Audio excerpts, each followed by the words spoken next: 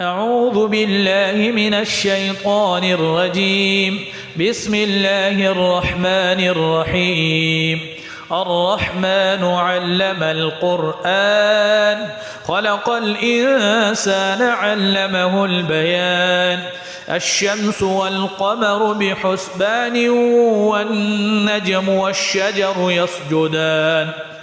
والسماء رفعها ووضع الميزان ألا تطغوا في الميزان وأقيموا الوزن بالقسط ولا تخسروا الميزان. والأرض وضعها للأنام فيها فاكهة والنخل ذات الأكمام والحب ذو العصف والريحان فبأي آلاء ربكما تكذبان. خلق الإنسان من صلصال كالفخار وخلق الجان من مارج من نار فبأي آلاء ربكما تكذبان. رب المشرقين ورب المغربين فبأي آلاء ربكما تكذبان. مرج البحرين يلتقيان بينهما برزخ لا يبغيان فبأي آلاء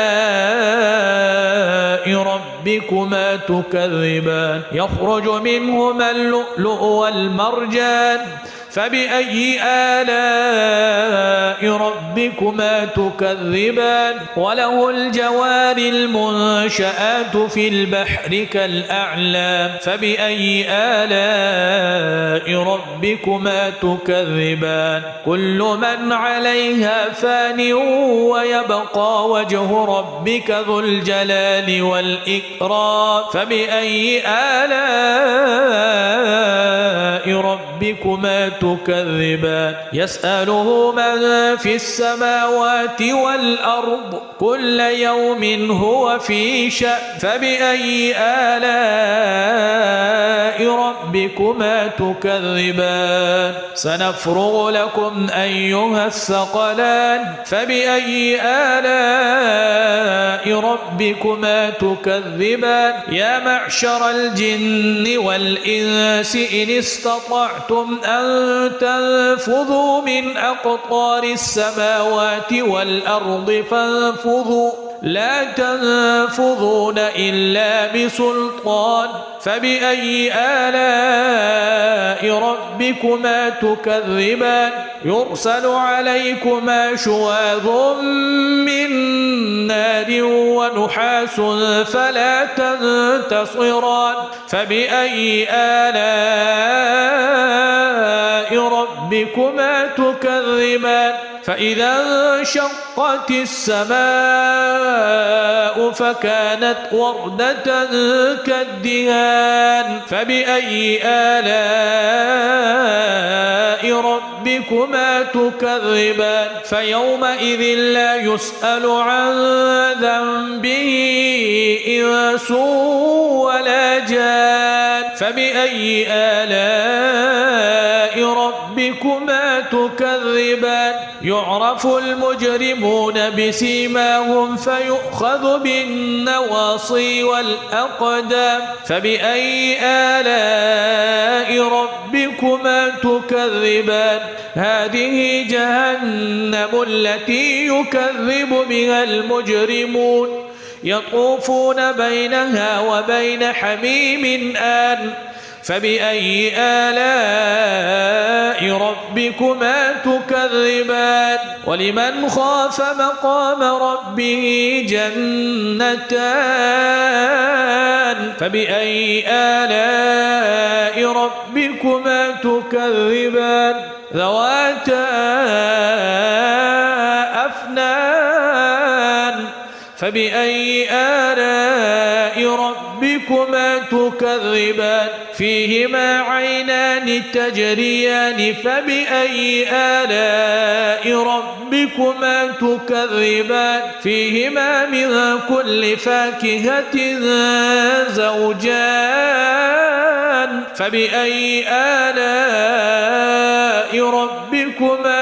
تكذبان متكئين على فرش بطائنها من استبرق وجنى الجنتين دان فبأي آلاء ربكما تكذبان فيهن قاصرات الطرف لم يطمثهن إنس قبلهم ولا جان فبأي آلاء ربكما تكذبان كأنهن الياقوت والمرجان فبأي آلاء ربكما تكذبان هل جزاء الإحسان إلا الإحسان فبأي آلاء ربكما تكذبان ومن دونهما جنتان فبأي آلاء ربكما تكذبان مدهامتان فبأي آلاء ربكما تكذبان فيهما عينان نضاختان فبأي آلاء ربكما تكذبان فيهما فاكهة ونخل ورمان فبأي آلاء ربكما تكذبان فيهن خيرات حسان فبأي آلاء ربكما تكذبان حور مقصورات في الخيام فبأي آلاء ربكما تكذبان لم يطمثهن إنس قبلهم ولا جان فبأي آلاء ربكما تكذبان متكئين على رفرف خضر وعبقري حسان فبأي آلاء ربكما تكذبان تبارك اسم ربك ذي الجلال والإكرام